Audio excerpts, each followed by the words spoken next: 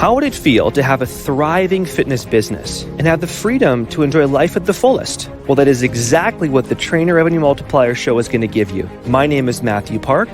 This is Jaime Filer. Hey guys. And we are here to serve.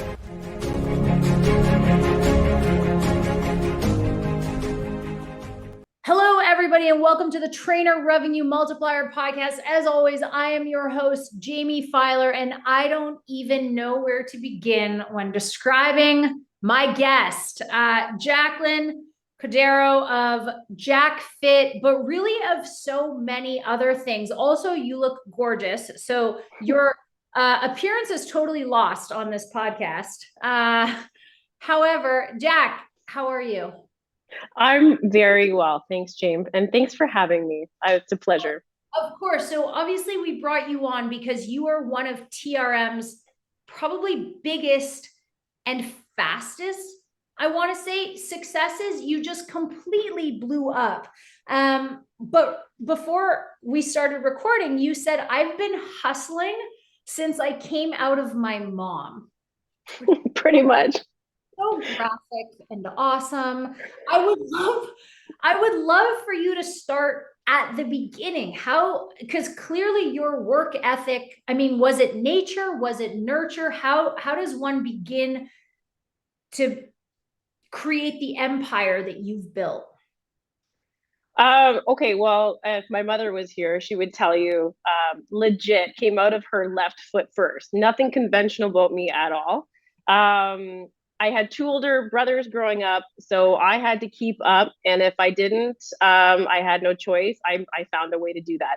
I think it's really important that people understand entrepreneurship is very, very new to me. I went to University of Windsor and I'm a graduate. I took my bachelor's in honor in nursing.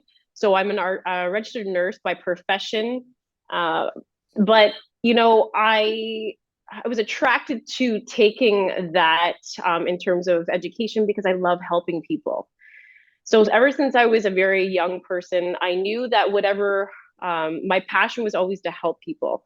But in the same sense, my passion for learning the human body and understanding how it worked came very, very, very early on to me. So being athletic, taking Taekwondo, being competitive in soccer, joining any team sport, had brothers that pushed me. It came innately. So anything that I enjoyed to do in terms of passion, it was like a no holds bar. Like it was full throttle, gonna give it 100%. And that's been my mentality since I can remember. So yeah, it just gives you a little bit of background. So how come entrepreneurship wasn't in your blood from an early age or stage? Like how come, I mean, you're still a nurse. Yes. Right? Yeah. So, I'm still practicing nurse. I think the way my generation, we grew up, my parents didn't have the opportunity to go to university or college. It just wasn't in the cards for them. So I think it was really important for my parents to encourage me to make sure I had an education higher than high school. So when it came to that, I guess it wasn't really like my dad worked at the big three, worked at Chrysler's. My mom was a stay-at-home mom until we were old enough to be in, elementary. And then she went to school and she became trained to become a insurance broker and then was very successful at that. So my parents, entrepreneurship wasn't something that they knew. So how could they possibly, mentor me on that type of living if they didn't do that? The education was key. And I think that they thought that was the gateway to do better than that they did, Yeah. Out of curiosity, are your parents immigrants? They're not, actually. My dad is born and raised Canadian. So is my mother. Huh. I know it would sound like a European. Yes, exactly. Yeah. No, I know. True enough. But yes, that would be the assumption for sure. So when and how did you get bitten by the entrepreneur bug? Well, COVID, like many people, I feel it impacted them, I think, in a way that most people didn't realize. Some people negatively, some people positively. Yeah. The politics in nursing. So I started my career in critical care nursing. So I was an ER nurse, and then I went into oncology, end of life care. I've done long-term care. I've seen every sector of nursing, and this is not a criticism to anyone that is practicing. It's just when COVID came, I felt like my passion and my need to and want to help people suffered because of the restraints that nurses had. We were being replaced with our PNs. We couldn't do enough for our patients. We couldn't visit them firsthand. And I'm very much about energy and sharing of energy. So I think when the whole concept of how we did our work, or how we were able to focus on our patient care, I feel like was disadvantaged because of COVID. I'm like, this just isn't filling my bucket anymore. It's not feeding my soul. So I need to do something other than what I'm doing. And I'll tell you, my passion for fitness has run deep. Like I said, since I came running, since I first started taking my first step. So Yeah. I decided to take what I knew in my education, right? And combine it with my passion for fitness and a lot of the experience that I have had with the fitness industry, competing and being an athlete and all those other things, and combine it and really use it to, focus on preventative health in the newer sense, not the conventional sense of what we know as healthcare. The things that matter before you get to being told that you're diabetic. Those things are nutrition, moving your body, being mindful, being self-aware, all of those things that I practice myself. I took my education and my passion, and I started basically JacFit.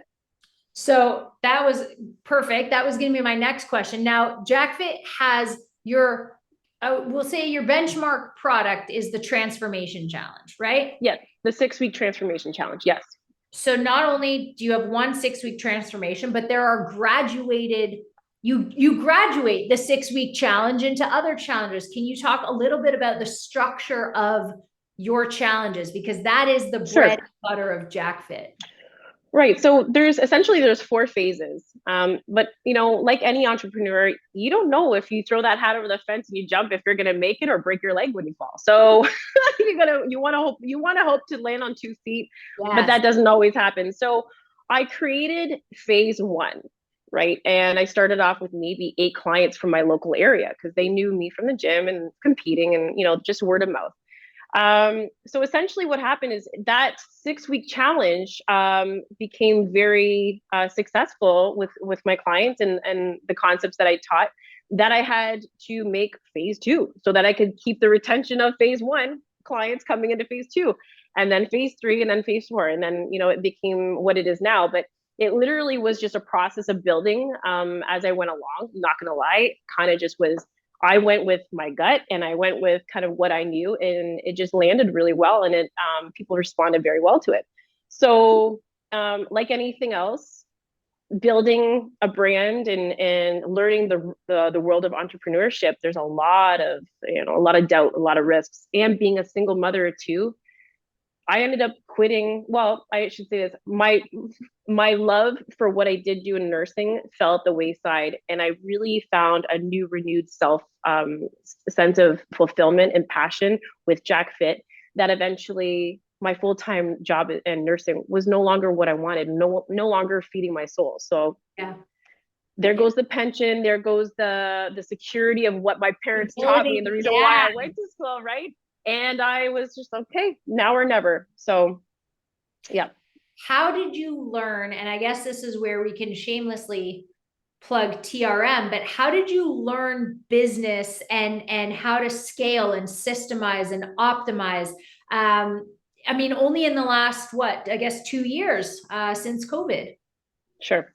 Well, I'll be honest with you. I've had people in my life that have taught me little bits and pieces of what they knew because of their own experience. But being a Magnum athlete, I was invited by Marcus to come to headquarters in Vancouver.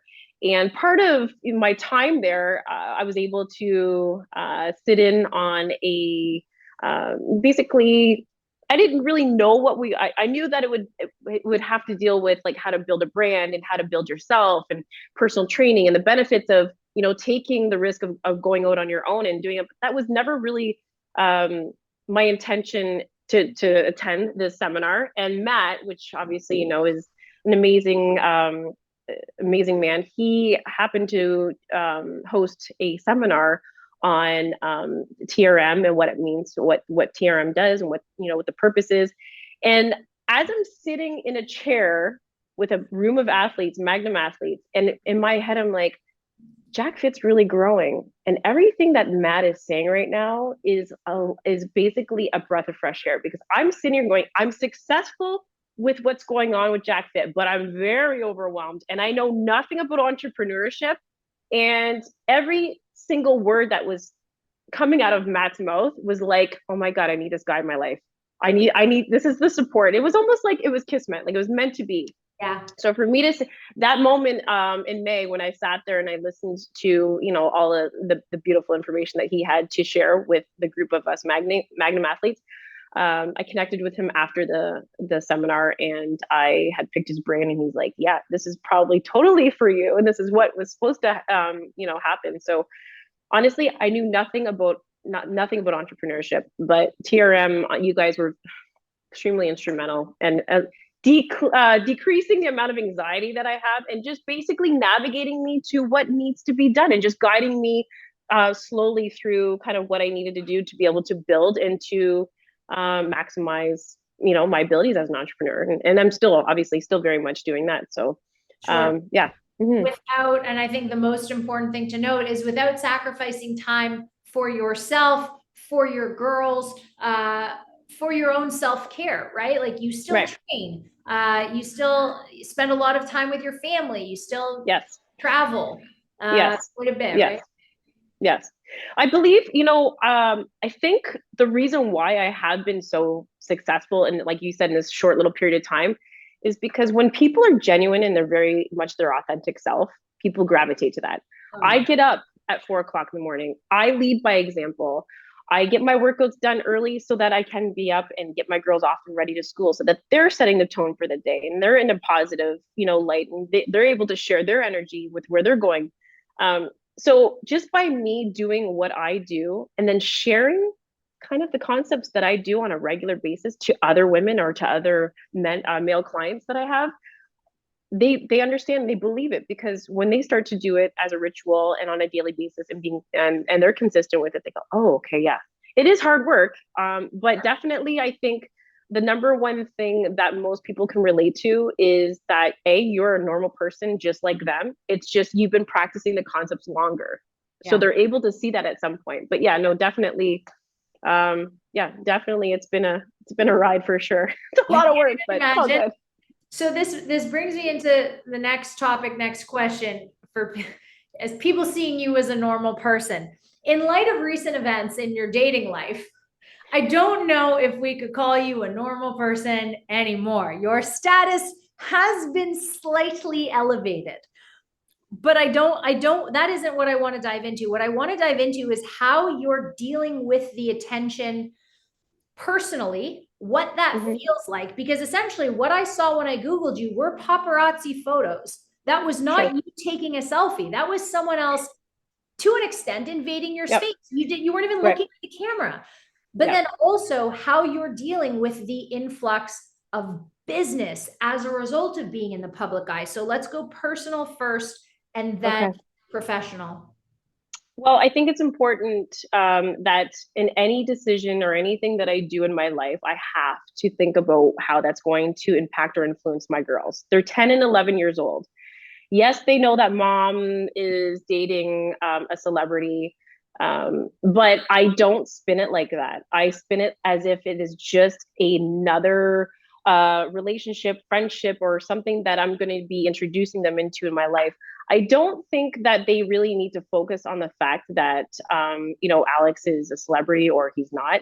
I think what we need to focus on is are there values and morals in place, right?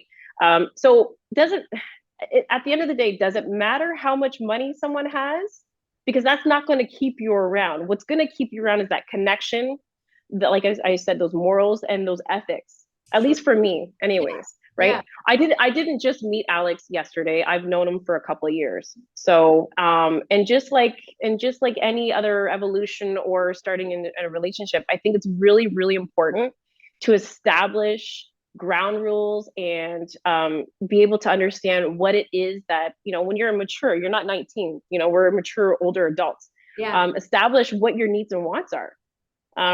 It is difficult because it's not private, because when you date someone that has status like he does, I feel like I have to be a little bit more cautious in terms of what I say, how I conduct myself. There's a little bit of spotlight or like a microscope on us, but honestly, at the end of the day, what really matters is how this is going to impact my girls, how it's going to influence them, and ultimately, is it a positive situation? In immersing them into something like this, it's got to be gradual, right? Yep. So it's a different approach, certainly. But you know what? I think it's easy to get your head in the clouds, and it's easy to float, and to kind of lose yourself and be distracted.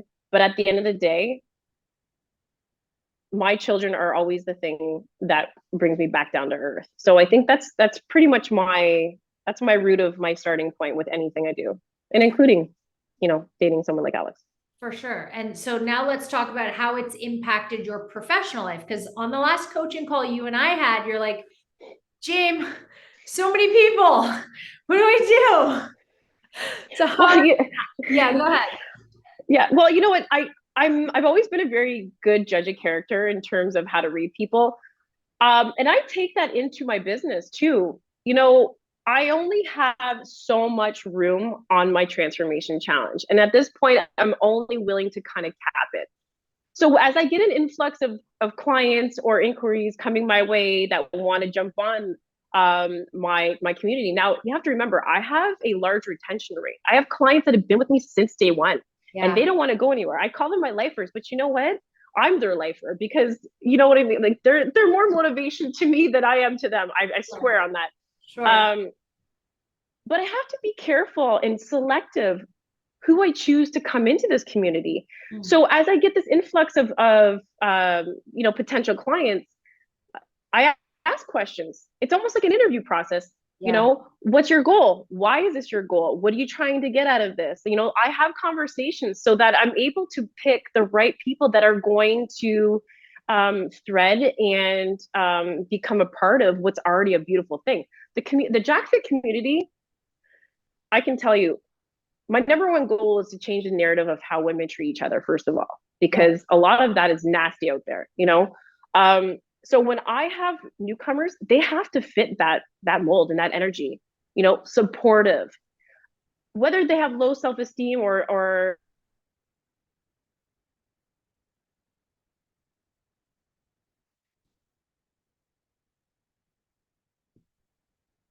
get to a point where they can say they have confidence, where they can say that they have a better self-esteem.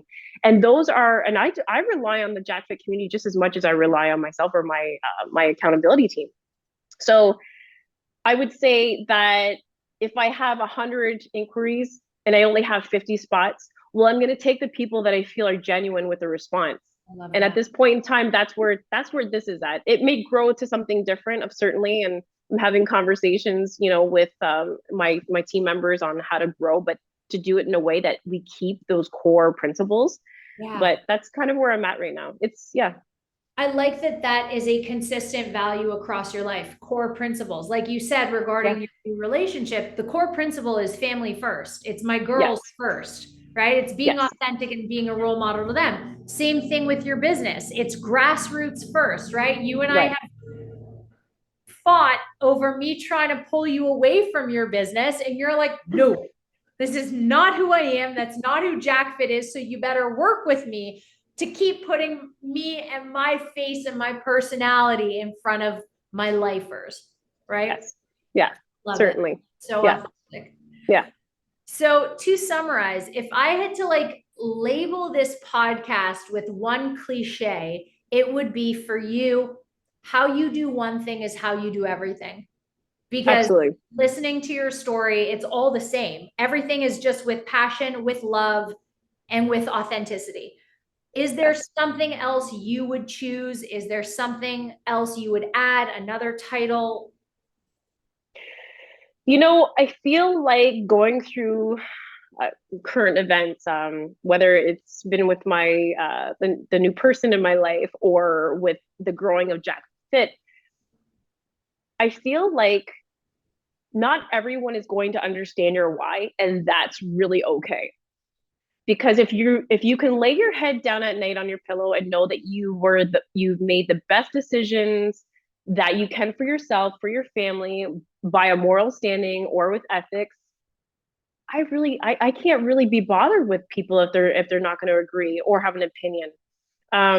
You know, not everybody's going to understand everything you do, but I always say, and I say to my girls, I'm like, if you're open and honest, nobody can ever fault you for that, right?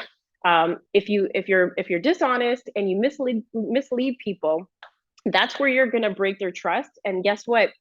The relationship no longer works. So yeah, I feel like just leading by example and do to others as you want done to you. End of story. It's pretty old school. Like I feel like my mother used to say that to me when I was little. So, I think all of our mothers said that. Right? I hope all of our parents said that to us. Yeah. Right. Yeah. Yeah. So truly. Yeah. Jack, you are such a boss. I have the utmost respect for you and how you conduct yourself personally and professionally in the public eye, outside of the public eye, on our one-to-one Zoom calls. You're a real pleasure. You're one of the real ones.